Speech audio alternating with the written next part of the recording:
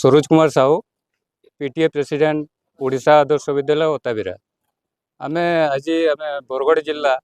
आमर ओडिशा आदर्श विद्यालय अभिभावक महासंघ तरफ आम मुख्यमंत्री को गोटे दाबीपत्र देवार लगे आसलु कलेक्टर जरिया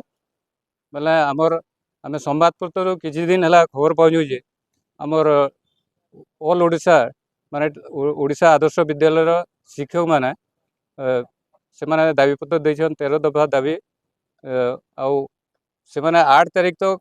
तमाने अल्टीमेटम देछन 8 तारीख सुधा तांकर यदि दाबी पूरण ना होय माने ऑल ओडिशा से माने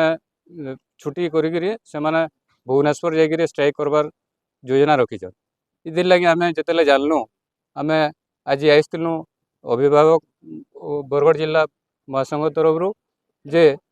आमर छात्र मानकर मध्य किछि दाबी रखीछन ताकर दाबी संगे संगे जेनटा कि आमर 4टा मुख्य दाबी होचे जे एनएमएमएस जेन छात्रवृत्ति दिया होतला सेटा सरकार बंद कर देछ आउ आउ गोटे गुरुतर दाबी होचे जे सरकारी स्कूल रे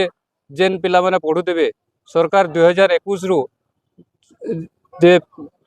माने देजन जे 15% इंजीनियरिंग और मेडिकल रे संरक्षण सेटा ओडिशा आदर्श विद्यालय पिला को काटी दिया आउ ऑलराउंड डेवलपमेंट बोली सरकार खाली कहूचन किंतु music teacher art teacher PT even clerk डे भी आमर स्कूल मान को दिया ना आउ पीएमसी स्कूल रे अंतर्भुक्त करवार लगी भी आम दाबी रखीचु बोले आम सरकार को पचराबार लगी चाहूँ जे काना ओडिशा आदर्श विद्यालय सरकारी नुहे क्या आउ जदि सरकारी है ताले आमर छुआ मैंने क्या जेनटा सरकारी स्कूल रे दिया जाउचे सुविधा सुजोग आमर छुआ मैंने क्या है सेटा वंचित होउछ इदि लगी आम सरकार को यहाँ कहबार लगी चाहूँ और यहाँ आम दृढ़ दाबी रखीचु जे आमर छुआ को भी आम से जिनिस गुड़ाक सुविधा दि जाऊ और जदि यहाँ दाबी पूरण ना हो आम आके आउर आंदोलनात्मक पंथा ग्रहण करमु और आके न्यायिक प्रक्रिया भी आम